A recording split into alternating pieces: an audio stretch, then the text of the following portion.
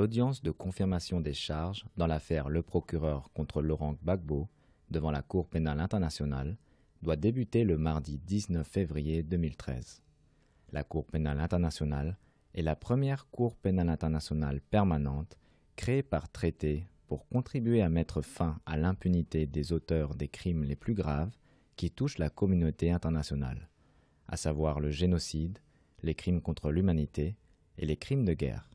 Elle est basée en Europe, son siège se trouvant aux Pays-Bas, dans la ville de La Haye. À ce jour, le bureau du procureur mène des enquêtes dans 8 pays différents: l'Ouganda, la République démocratique du Congo, la République centrafricaine, le Soudan, le Kenya, la Libye, la Côte d'Ivoire, ainsi que le Mali. La Côte d'Ivoire, qui n'est pas partie au statut de Rome, avait déclaré accepter la compétence de la Cour le 18 avril 2003. La présidence de la République de Côte d'Ivoire a confirmé cette acceptation les 14 décembre 2010 et 3 mai 2011. Après avoir conduit un examen préliminaire, le procureur de la CPI a conclu à l'existence d'une base raisonnable de croire que des crimes relevant de la compétence de la Cour auraient été commis en Côte d'Ivoire depuis septembre 2002. Il y a eu, en ce qui concerne l'étendue de l'enquête en Côte d'Ivoire, 2 décisions de la Chambre préliminaire. Une décision du 3 octobre 2011, dans laquelle elle a autorisé le procureur à enquêter pour les crimes commis à partir de 2010 jusqu'au moment où cette situation cessera, puisque le procureur peut aussi enquêter sur des crimes commis dans le futur s'ils sont suffisamment liés à cette situation de crise qui existait en 2010-2011. Puis, au mois de février 2012, la Chambre a autorisé le procureur à élargir son enquête.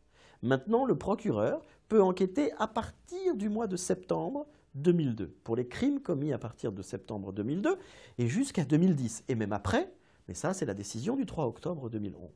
Bien entendu, c'est une autorisation pour le procureur d'enquêter.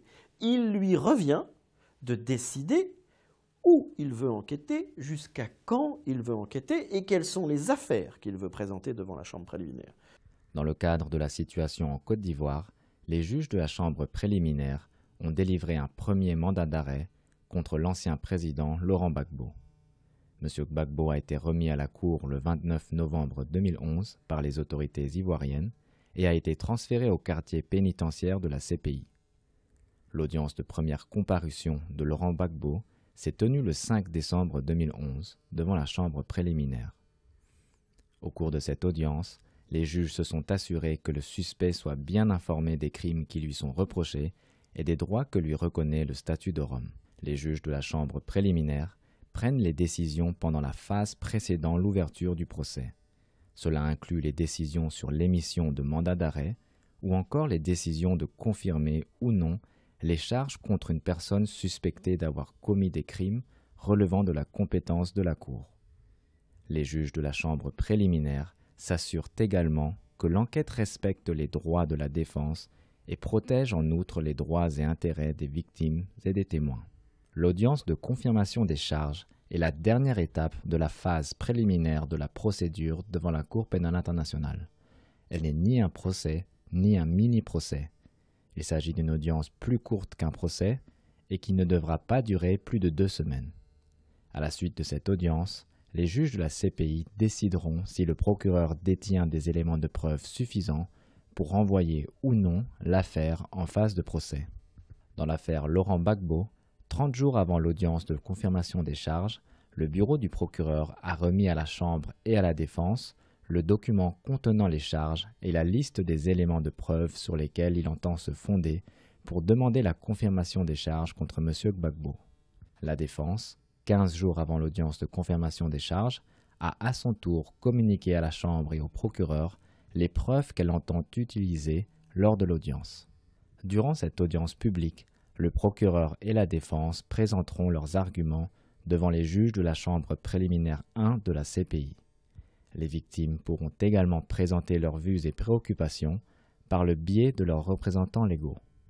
M. Eric MacDonald, premier substitut du procureur, est revenu sur les accusations portées à l'encontre de Laurent Gbagbo. Alors l'accusation présentera des éléments de preuve concernant 4 incidents et ce, donc, pour 4 charges de crimes contre l'humanité. Les faits reprochés sont pour les incidents qui se sont déroulés entre le 16 décembre 2010 et le 12 avril 2011. Le premier incident, justement, débute le 16 décembre pour la marche ou la manifestation qui a eu lieu au siège de la RTI. Le deuxième incident concerne la marche des femmes à Abobo du 3 mars. Le troisième incident concerne le bombardement du marché d'Abobo le 17 mars. Enfin, le dernier incident remonte au 12 avril 2011 pour les crimes commis à Yopougon.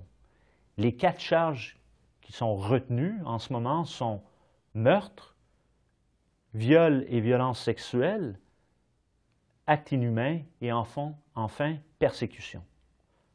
Alors, ce sont les 4 charges que l'accusation retient et verra bien si elles sont confirmées suite à l'audition de confirmation des charges. Il faut comprendre qu'il s'agit d'une confirmation des charges, donc c'est une étape qui est antérieure au procès. La confirmation des charges n'est pas un procès. L'accusation, par ses preuves, doit démontrer qu'il y a des motifs substantiels de croire que M. Gbagbo est responsable des charges telles que portées. Lors de la confirmation des charges, l'accusation ne fera pas témoigner des témoins. L'accusation s'appuie exclusivement sur une preuve documentaire qui repose sur des déclarations de témoins, une preuve documentaire telle des rapports d'ONG ou documents obtenus de l'ancien régime qui était au pouvoir, soit celui de M. Gbagbo, ou enfin des preuves audio ou vidéo qu'on peut retrouver sur Internet ou encore qui ont été présentées lors de la crise. M. Laurent Gbagbo est représenté par Maître Emmanuel Altit, conseil principal de la défense. Le rôle de la défense est très particulier dans une audience de confirmation des charges, parce que d'une certaine manière, on n'attend pas la même chose de la défense et du procureur.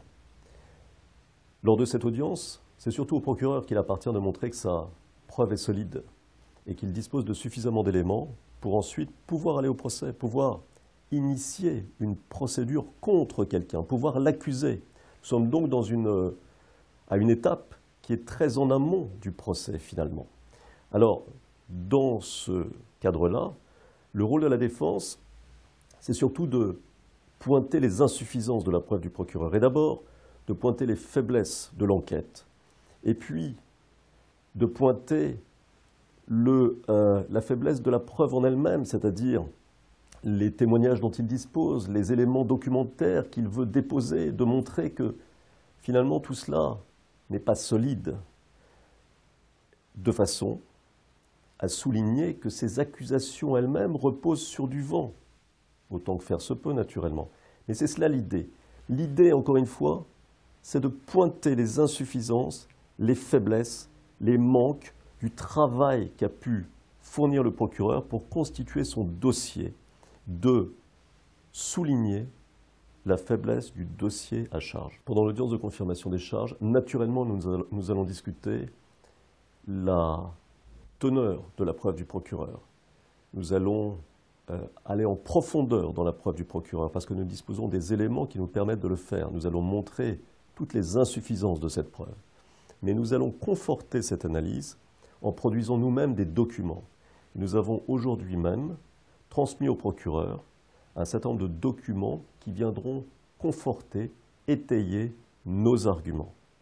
Maintenant, en ce qui concerne les témoins, ce n'est pas le rôle de la défense que de faire venir des témoins lors de l'audience de confirmation des charges. Si le procureur avait fait venir des témoins, ou si le besoin s'était fait sentir de faire venir un témoin particulier, nous l'aurions fait. Mais comme, lors de cette audience, il appartient au procureur d'expliquer, de convaincre qu'il dispose d'un dossier solide et qu'il appartient à la défense de convaincre que le dossier du procureur n'est pas solide, le besoin de témoins est moins pressant, n'est-ce pas? Là, ça ne rentrera pas dans notre stratégie. Les victimes devant la Cour pénale internationale ont le droit de participer aux procédures et de demander des réparations.